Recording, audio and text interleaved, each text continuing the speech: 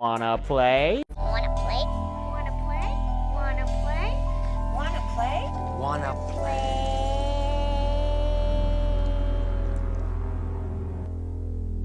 Hey everybody, welcome back to Wanna Play. My name is James McKenna, and today we are going to be ranking our second to last Universal Monsters franchise, and that is going to be The Invisible Man. After this, we only have to rank The Mummy, then we're done all of the individual franchises, and we will rank every single movie all together. We've already done Dracula, Frankenstein, Creature from the Black Lagoon, and The Wolfman, and now it's The Invisible Man's turn. Now, I'm somebody who isn't the biggest fan of sci-fi horror. I just don't really, I don't know what it is. I just never really got into it. So this was honestly probably my least favorite series so far, you know, counting all of the other ones. We still have The Mummy to go. We'll see how that goes. But this franchise, it's just not, it's not my favorite in the Universal Monsters series. But that doesn't mean that it doesn't have some of the best and most classic entries in the Universal Monsters whole legacy collection towards the top half of this list. So, without any further ado, it's time to rank the Invisible Man films. Let's get straight into them. So coming in last place at number 6 is going to be The Invisible Man's Revenge. Now this isn't the worst movie in all of the Universal Monsters, you know, legacy collection, but it's probably the most insignificant, or at least the most insignificant of the ones I've watched, because again, I haven't seen The Mummy, but out of all of these movies that I've watched, this one's just kind of there. Like, there's really nothing to it. Like, I don't know, John Carradine is fun to have around. He played Dracula in House of Frankenstein and House of Dracula, and as a bonus, he doesn't unceremoniously just die in the first 30 minutes of this one, but other than that, this movie's just forgettable, and it's really the only one so far that I've watched that is really this forgettable. Like, there's just nothing to it. It's just another Invisible Man story. Like, here's this guy, he turns invisible, and he goes crazy. The end. I don't know, this movie just doesn't really stick out. There's really nothing to it that separates it from all of the other Invisible Man films, so for me, it's going to come in last place. Coming in at number 5 is going to be Abbot and Costello Meet the Invisible Man. This is another weird one because it's not a horror movie, it's a comedy boxing film. Yeah, so basically it tells a story. There's this boxer who's beefing with another boxer, and he just so happens to know the guy with Jack Griffin's formula to, you know, turn people invisible.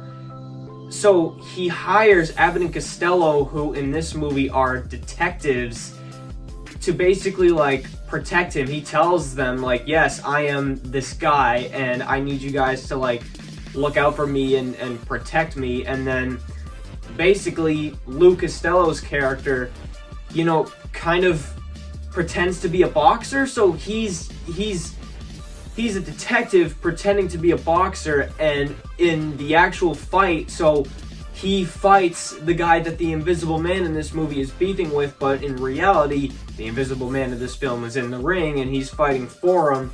It's just weird because it's not a horror movie. It's a comedy boxing film, and there's nothing wrong with that, but when taking it into context of this franchise, it doesn't really work. I mean, obviously, yes, you know, the effects, the guy turning invisible, the guy turning back into being visible, it's cool, but this is just weird. It really doesn't fit in with the rest of the franchise, so in my opinion, it comes in at number 5.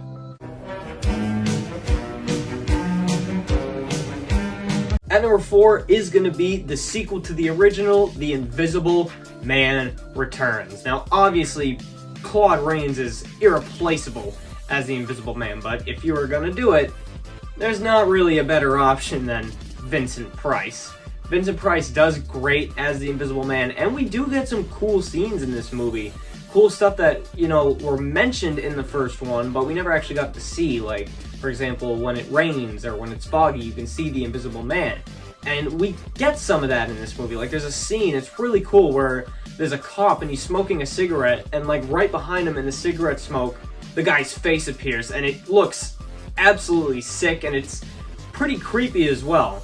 There's also some really creative use of stop motion in this movie, so instead of, having all the effects done like they did in the original, they used some stop motion instead, and I think that they used it to their advantage, and it looks pretty cool, and it looks pretty good. And also, there's just more awesome scenes that kind of were touched on in the original, but we never actually got to see. Like, there's another one where, like, the FBI is trying to track down the Invisible Man, and they finally find a house that he's in, and they literally start gassing it. Like, there's a bunch of men in gas masks just gassing this entire house. And then, when nobody's looking, the Invisible Man comes and just snatches this guy, like, out of absolutely nowhere. We see this guy just, like, fly into a closet. And then the Invisible Man, of course, Vincent Price's Invisible Man, comes out, and he's dressed like one of them and pretends to be one of them. And it's cool. Like, this movie's cool. It has some good scenes in it, but ultimately, I think it just comes down to the other films on this list I do prefer. This one, of course, it's good, but I don't think it's great, per se. It's not as, I guess, memorable or as standout, besides a couple of scenes, and of course, Vincent Price. It's not as, standout as a lot of the other Universal Monsters movies, or even the other Invisible Man movies that we still have yet to talk about. So for me, it's gonna come in at number 4.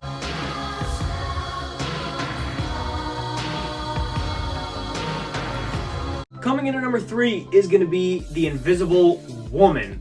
Now, I think that this was a nice change of pace for the franchise after the first two. Instead of having a crazy mad scientist, we now have this sarcastic young woman, and I think it makes for some, more cool and unique dynamics between the characters. It also works really well as a comedy movie. I think there's lots of really funny scenes in this. And I think it also kind of works in that it's not really trying to be a sequel to those first two films. Instead, this one tells a story of a scientist creating kind of like a machine that once you get in, it turns you invisible. So it's not like, you brew a potion and you drink it and, it makes you mad. This one instead is this, like, scientist who figures out this way using a machine like straight out of like The Fly that turns you invisible, and this woman who works as a model and like a, like a fashion model, her boss is like a horrible misogynistic dude who everybody who works there hates, and she goes, wait a minute, she sees this ad in the paper, it says like, person wanted to become invisible for a few hours, test out my thing, and she goes, wait a minute, I want that. So she comes in, she becomes invisible, and yeah, she goes after and she haunts her old boss, and that's pretty fun. And there's also a random subplot about a Mexican gang trying to steal the device from the old scientist that doesn't really have any significance on the story up until the ending, where the Invisible Woman gets to unleash hell on all of them using various different weapons. And one more thing, this movie's got some crazy stunts too. Like, I will never understand how the stunt guy, or maybe it was the actor himself, didn't die doing this. It's crazy. So for me, The Invisible Woman is gonna come in at number 3. Coming in at number 2 is gonna be Invisible Agent. This is another movie that deviates from its predecessors, and I think that this one does it even better than The Invisible Woman. Because even in The Invisible Woman, there was still, the crazy scientist. This one, there's like no scientist at all.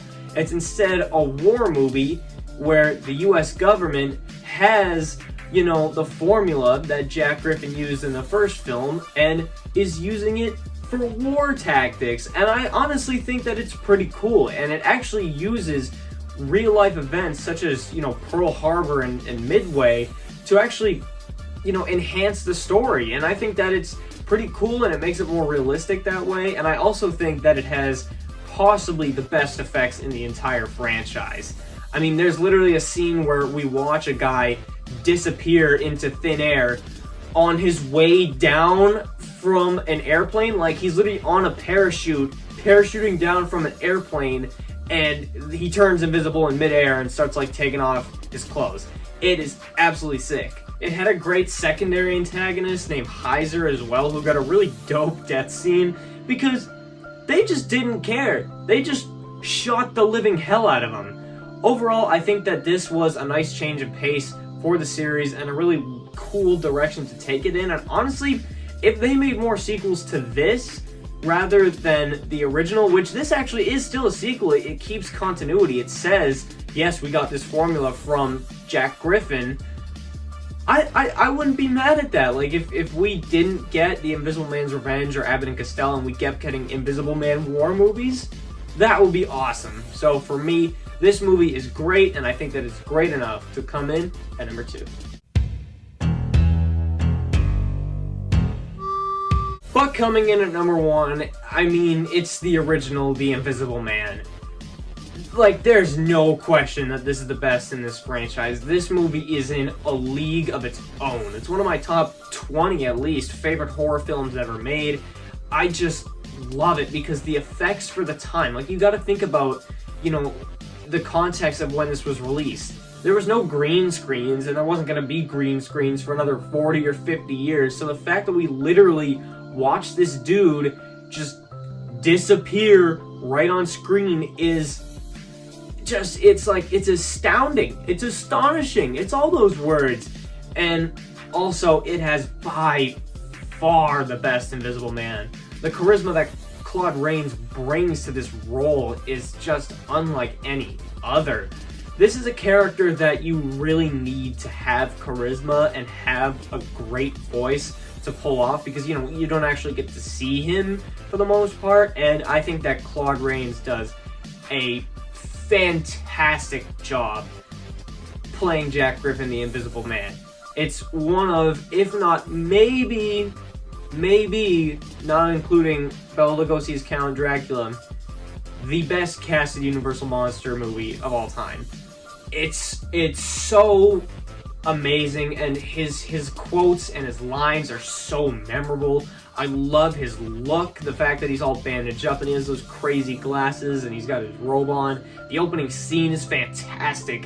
One of the coolest shot openings and one of the coolest shot scenes in all of the Universal Monsters movies, when Jack Griffin just bursts right into that pub and you get that close-up of him with the scarf and the hat, and it just, like, you know, the snow's coming in all behind him, and it's so good. Just, I love how crazy he gets towards the end, and, you know, towards, you know, the middle of the movie where he's throwing people off cliffs. He tips over a train at one point. He's got one of the coolest kills of the Universal Monsters where he literally throws Kemp's car off a cliff and it explodes. Like, hell yeah, The Invisible Man.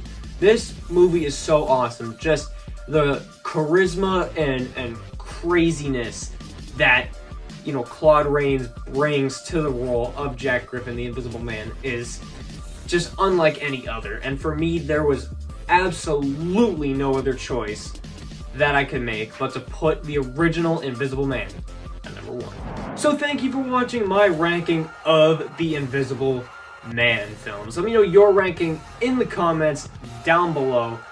I'm sure that some of these rankings are going to be interesting because a lot of these movies I found to be interchangeable. Like those middle couple, The Invisible Man Returns, The Invisible Woman, and The Invisible Agent, really are all interchangeable for me. I think that they're all, you know, equally great. Obviously, nothing compares to the original. There's really only like 2 or 3 Universal Monster movies in total that I prefer to the original Invisible Man. It's the first film is such a classic, and the sequels for the most part are great as well. Not as good and not as memorable as, you know, the sequels to Frankenstein or The Wolfman, but that's a tall order to carry out because those movies are all pretty much classics. So for me, you know, I like this franchise. You know, compared to all of the franchises that I've watched, it's up there as one of the best. But looking at it in context of just the Universal Monsters, it's not my absolute favorite. But we will see once I'm done ranking all the Mummy films where all of these films actually place in the grand total ranking of all the films. So stay tuned for that. Stay tuned for my Mummy ranking as well to finish off all of the Universal Monsters ranking videos. You can subscribe to this channel if you would like to, and you can also follow me on Instagram at JamesFromWannaPlay if you are interested. You don't have to do any of that, but thank you for watching this video anyways. Goodbye, and good night. Bang.